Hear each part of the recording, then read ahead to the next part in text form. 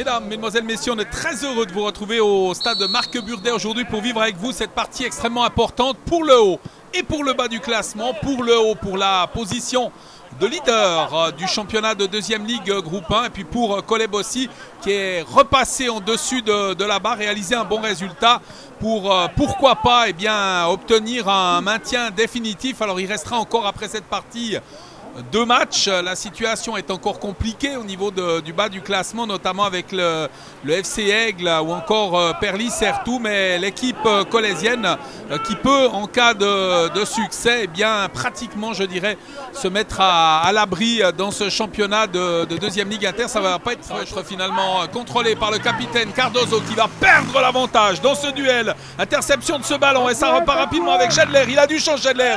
Il n'est pas marqué pour le moment, il peut continuer de s'avancer. Schedler, le tir! Ouais, la parade! Magnifique intervention et Cailleté, le centre détourné avec un ballon qui va être intercepté par le capitaine des Mérinois là sur une très belle occasion pour Coleb aussi. Jonathan Schedler qui a pu avancer étrangement d'ailleurs dans la défense. On a beaucoup reculé côté Mérinois, ça a failli profiter aux joueurs colésiens et repart rapidement de l'autre côté avec ce ballon sur Pakaridzi qui va contrôler, passement de jambes, le centre de Pakaridzi, deuxième poteau avec une position de hors-jeu finalement. Mais alors on a eu très chaud là du côté de Coleb aussi sur l'action qui a enchaîné la possibilité pour Schedler. Et l'arbitre qui a finalement signalé une position illicite qui va permettre aux joueurs de Pierre-Yves Liniguer et Pascal Schaffer de se dégager. Corner de la 6e minute, on ne s'ennuie pas dans ce match. Déjà quelques belles occasions à se mettre sous la pupille avec une reprise de la tête. Et ça aurait pu valoir un penalty là sur cette action avec cette reprise de la tête parce qu'il y a un bras qui a traîné. L'arbitre était masqué par un paquet de joueurs et finalement il montre le coup de coin en faveur des Mérinois. C'est Drilon Pakaridzi là qui va aller se charger de le botter pour sa formation. Ouais, c'est vraiment l'appréciation. J'ai pas le sentiment que le bras était le long du corps en plus et il influençait la trajectoire de la balle avec un cuir mis au premier poteau. C'est contré, ça sera un nouveau corner. Finalement, ce cuir qui est dégagé par les Colésiens avec peut-être une possibilité là, avec cette rupture avec Hamid, ballon mis sur le côté avec Carasso. Le ballon mis en retrait par Carasso pour Schedler. Schedler, le crochet, encore une fois, c'est dangereux avec un tir qui passe juste à côté. Ça a été touché par la défense mérinoise. Très belle possibilité pour les Colésiens qui font jeu égal pour le moment avec leur adversaire, le Mérin FC. Et c'était une belle occasion encore une fois pour ce diable de Jonathan Schedler en excellente position, qui sait aussi s'offrir de l'espace pour venir à frapper. C'est lui qui va botter ce coup de coin, ballon qui va passer devant tout le monde et une balle qui va sortir malgré les efforts d'Arifi. La touche sera mérinoise. Beaucoup milieu de terrain pour récupérer les ballons avec un centre tendu, deuxième poteau. C'est bien joué. Ce cuir intercepté par l'intermédiaire de Dia, Aboubacar Dia. Avec ce cuir mis au 16 mètres, mise immédiate du capitaine et la réussite. Oh, est-ce que c'est bien joué ce tir de Drilon Pakaridzi qui profite de cette remise. On va jouer en 1-2 et Cardozo au 16 mètres. Et cette remise avec ce ballon alors enroulé qui passe le défenseur et qui surprend le portier Daniel Nieto. Ouverture de la marque pour le Mérin FC. Il y a eu des occasions des deux côtés. Cette première réussite aura sans doute pour effet encore de dynamiser cette rencontre qui est déjà passionnante à suivre. La première réussite était vraiment une superbe réussite collective. Attention à ce cuir récupéré par Dia. Le tir, ouais, c'est détourné alors avec beaucoup de maîtrise par Daniel Nieto qui a évité le numéro 2 là, son équipe. Sur ce tir puissant signé Aboubacar Dia, la balle du 2-0 au bout du pied du numéro 9 Mérinois et un coup de coin à suivre là pour l'équipe entraînée par Jean-Philippe Lebeau et Ricardo Pereira avec ce ballon mis au deuxième poteau dégagé par la défense colésienne. Bon travail de Belabas. Deux équipes qui se livrent vraiment avec du cœur. Un match très plaisant. Dembélé au contact. Dembélé qui a remporté ce duel, qui met le ballon en avant avec l'interception de Nzilou. Nsilou, attention le crochet peut-être de Nsilou, il va le faire finalement avec un centre, ballon détourné, c'est dévié, oh c'est bien joué! C'est bien joué encore une fois, c'était encore une fois une déviation de Cardozo. Et cette récupération, un ballon mis au fond, le but était grand ouvert pour Drilon Pakaridze qui marque son deuxième but du match qui permet à son équipe d'avoir 2 longueurs d'avance. Ça a été très bien fait de la part de Cardozo qui aurait pu essayer le tir puis qui a dévié intelligemment pour permettre à son coéquipier d'inscrire cette seconde réussite. Qui pourrait donner l'opportunité de recoller au score dans cette 25e minute. Chedler, ballon mis au deuxième poteau, c'est bien joué avec la frappe de la tête. Elle est pas assez appuyée cette frappe d'Arifi. Facile ballon pour le portier Grujicic qui a pu s'en emparer et relancer très rapidement là pour les Mérinois à la pointe de l'offensive. Pour Pakaridze, il ne s'implique pas du tout, son coéquipier à côté de lui là, Pakaridze. Wow, un superbe tir, alors vraiment une frappe bien enroulée mais pas cadrée. J'ai l'impression que si elle est cadrée elle peut faire mouche, même si effectivement Daniel Nieto semblait sur la trajectoire du ballon. Et de la maturité vraiment pour cette équipe de Mérin. Dembélé, la passe, attention, il est tout seul, le tir, ballon, il a eu raison de prendre ses responsabilités. Rezzonico a tenté la frappe.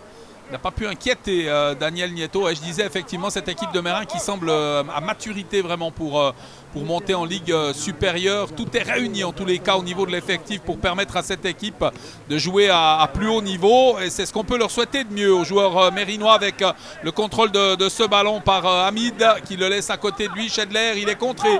Ça va peut-être donner une possibilité de rupture pour les hommes de Jean-Philippe Lebeau qui repartent rapidement, qui se projette vers l'avant avec Aboubacar Dia qui prolonge, on tente le 1-2 et c'est contré propre. Avantage de 2 buts pour le moment et ça repart encore une fois avec Tissot, Rosset qui a mis à côté de lui Dembélé. Oh, le centre instantané de Dembélé. Il y avait au centre le capitaine Cardozo Nogueira et belle prise de balle de Daniel Nieto. Parce que tout à l'heure Pakaridze a donné des frissons à la défense colaisienne avec cette fois il va passer par-dessus. Alors on l'a vu mal partir cette balle d'entrée, il était beaucoup plus dangereux tout à l'heure le tir du numéro 11, double buteur de cette 24e journée du championnat de 2e Ligue Inter. Avec ce cuir sur Kerouedan, appel de balle de l'autre côté, il l'a vu, Razlan Draibe, il lui transmet ce ballon, il lève la tête, il va tenter la frappe, elle est ras du sol, pas facile pour le portier Bojan Grujicic finalement qui peut s'en emparer et relancer rapidement à la main pour ses coéquipiers. Il reste 10 minutes à jouer dans cette première période, 2 pour Mérin FC, 0 pour Kolebossi. Attention à la rupture parce qu'on est à moins d'1 minute de la fin de cette première période.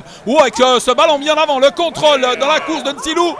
Jeune Nsilou qui va faire le crochet comme tout à l'heure avec un centre. Et personne à la récupération finalement, oui, avec un tir qui est contré, qui va sortir en corner. Engagement pour Nieto, 46e minute. Et cet avantage pour un des favoris du championnat, cette marque de 2-0.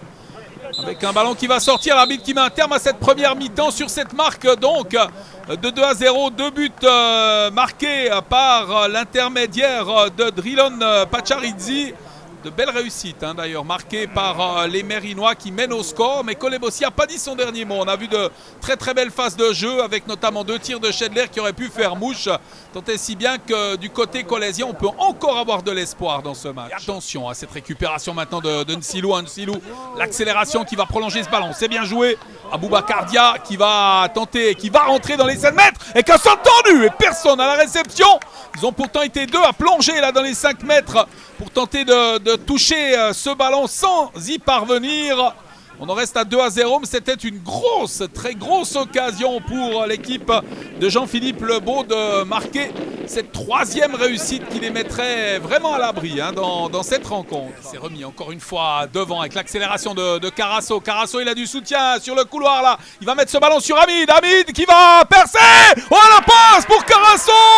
Le but réducteur marqué dans cette 6e minute de la 2e période. Très beau travail sur le couloir droite là avec la montée de Hamid qui remet ce ballon et qui prend la défense à contre-pied. Carasso qui permet à Kolebossi de revenir dans le match et ça va être une toute autre rencontre désormais pour le Mérin FC. Howard, le crochet, il va revenir dans l'axe du terrain avec Nsilou, le décalage, Pat Karidzi, ouais, c'est bien joué, c'est prolongé avec peut-être une possibilité de centre pour Dia qui va revenir en arrière, on laisse passer, c'est très bien vu. Oh, c'est sauvé finalement de la tête par la défense sur ce tir signé Howard qui va s'en charger de cette remise en jeu. On est dans la 10e minute de cette seconde période et ce score en surimpression de 2-1 pour le moment pour l'équipe mérinoise. Attention avec le décalage maintenant. Ce ballon mis au 20 mètres et qu'un tir enroulé mais pas assez puissant. Bien essayé tout de même de la part d'Alban Arifi qui ne trompera pas la vigilance de Bojan Grujicic. Ce ballon finalement qui va sortir. La remise en jeu rapidement effectuée par Simba sur le côté. Avec le crochet, centre au deuxième poteau, ballon qui va passer. Pakaridzi à l'interception, le centre. Oh, ça passe juste à côté, déviation de la tête d'Aboubacar Dia qui avait encore une fois une bonne opportunité de but. Il reste encore une moitié de mi-temps là pour faire quelque chose côté colésien. Avec ce ballon contrôlé, belle combativité avec la relance pour les Mérinois. On va tenter de repartir rapidement avec ce cuir mis en avant, attention, avec une excellente opportunité pour Aboubacar Dia qui trouve le poteau. Il trouve le poteau, encore une opportunité pour le numéro 9 d'aggraver la marque, mais ce ballon qui vient s'écraser sur le montant. Ce cuir sur le pied de Dembélé qui va le prolonger. On réclame hors-jeu, il n'y a pas de hors-jeu. Izquierdo coupé sur cette passe avec un ballon mis dans l'axe. Pakaridzi, le tir qui passe par-dessus le but. Ouais, on se projette, on l'a dit, très rapidement vers l'avant. Ça joue à une touche de balle, on arrive à trouver les couloirs et ensuite à amener le danger devant le but adverse, là, côté mérinois. C'est du football de qualité. Il manque bien évidemment le dernier geste aux hommes de Jean-Philippe Lebeau. Et le portier Nieto au dégagement. Il reste 19 minutes à jouer dans cette rencontre. Un joli coup de rein là pour passer. Il va y parvenir avec ce cuir en décalage. On met en avant sur Angelou. C'est bien joué. Pas de hors-jeu. Décalage de l'autre côté. Que la récupération du capitaine qui va marquer. Mais le drapeau s'est élevé. L'arbitre avait sifflé. Cette belle action ponctuée par cette réussite de Cédric Simba. Un but annulé. Ouais, c'est une grosse alerte là pour Kolebossi. Une de plus. Qui se doit véritablement de réagir s'il entend faire un résultat face à l'équipe mérinoise. Ce ballon balancé en avant, Arifi qui n'est pas allé au contact, cuir sur Tsimba, le décalage, oh, c'est bien fait cette ouverture avec une frappe de la tête et ça n'inquiétera pas le portier malgré tout. C'était bien fait là de la part des joueurs mérinois, une nouvelle entrée Martins. Sur un très long centre, très précis également. Il reste 10 minutes désormais à jouer dans cette partie. On joue souvent par de longues transversales. Encore une très précise. Oh, attention avec la déviation, le tir de Nsilou qui va mettre ce ballon dans le petit filet. Ouais, de longues, très longues balles en avant. Et à chaque fois, il y a quand même un Mérinois pour mettre sa tête ou son pied. Et cette fois, c'est Nsilou là qui est venu inquiéter la défense colésienne. Malgré cette réussite, on s'attendait sans doute à un autre jeu de la part des Colésiens qui se font dominer malgré tout. Simba, débordement. C'est bien joué là avec ce centre. Anticipation de Daniel Nieto qui a pu contrer avant l'arrivée du joueur mérinois. Un cuir mis en avant qui va finalement échapper à Sawadogo. Et attention à la rupture de l'autre côté. Books dans l'axe Nsilou. Le décalage d'Ange Nsilou. Vasquez qui va se charger de ce coup franc de la 40e minute en faveur des Colésiens. Ballon mis au deuxième poteau. Hamid, oh, le tir d'Hamid détourné du tibia par le portier Grujicic. La balle du de partout pour Kolebossi. Énorme occasion là pour les Colésiens. Et il a fallu un miracle et de la chance également au portier Bojan Grujicic pour éviter l'égalisation à son équipe. Un des derniers dégagements du match pour le portier Daniel Nieto. On joue la 49e minute. Le dégagement, l'arbitre qui met un terme à cette partie. La victoire de Mérin qui poursuit sa course en tête de ce championnat. On a eu un très joli derby entre les deux formations. Mérin qui s'impose au final sur la marque de 2-1. Il y aura des regrets avec notamment l'action de Hamid qui avait le poids d'un 2-2 final dans cette rencontre. Il faudra voir les autres résultats, voir si Kolebossi bascule à nouveau dessous la barre. Beaucoup d'amitié entre certains joueurs. Une rencontre passionnante à laquelle nous avons pu participer par le commentaire aujourd'hui. Avant de nous quitter, bien évidemment, on va entendre quelques réactions sur cette victoire mérinoise. Peut-être trop respectueux, mais voilà, on a aussi un petit peu changé de tactique par rapport à nos autres matchs. Mais c'était Mérin aussi en face. Si on se livre trop contre Mérin, il ne faut pas rêver. Si on leur laisse la place dans le dos de notre défense, je pense qu'on est mort. Donc peut-être trop craintif parce que joue un peu plus bas, un peu trop loin dans les duels. Et voilà, et Mérin nous crucifie sur 2 goals. Difficile après.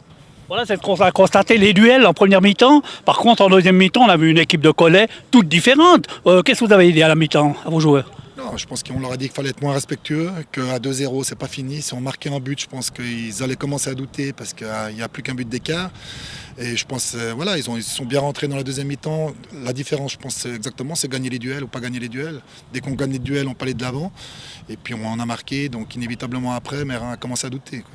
Voilà, maintenant il vous reste 2 matchs, hein, donc il faudra bien négocier ces 2 matchs en jouant. Prendre un exemple sur la deuxième mi-temps, je pense que vous pouvez largement vous en sortir. Non, on doit s'en sortir, c'est clair. Il nous reste 2 matchs, ça ne va pas être facile. Hein. Il ne faut pas spéculer sur les autres qui perdent leurs 3 matchs. Donc à nous d'aller chercher les points ou contre Terre Sainte, ou contre UGS, ou contre les deux. Hein. Déjà, on n'a pas de match facile. Les matchs, il faut les rendre faciles. En première mi-temps, on a fait la différence en marquant 2 fois. Même si on n'a pas été très à l'aise dans le jeu, on n'a pas fait de loin notre meilleur match. Maintenant, voilà, après en deuxième mi-temps, on a eu notre gardien qui a sorti un très bel arrêt dans les dernières minutes. Voilà, sinon, je pense qu'on mérite de marquer aussi avant. On a tiré sur le poteau. Et voilà, après, il y a une équipe de Cholet très solide et puis qui avait aussi à cœur de prendre des points pour se maintenir. Cholet Boss Histoire n'a pas fait exprès de perdre. Non, ils ont vraiment joué le jeu. Et puis, je dirais c'est un derby genevois de plus. Parce qu'on a joué Bernay il y a 15 jours, c'était la même chose. C'est des matchs qui sont toujours difficiles.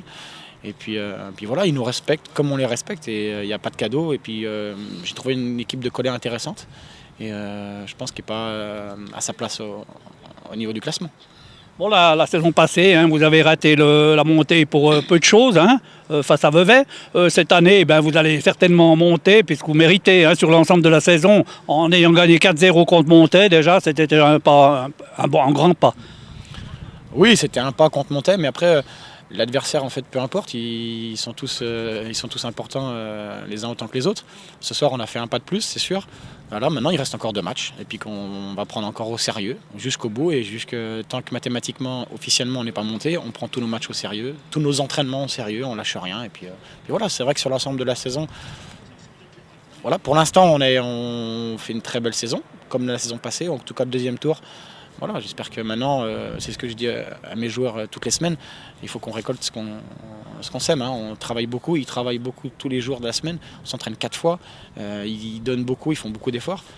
Voilà, il faut que ça soit récompensé à un moment donné.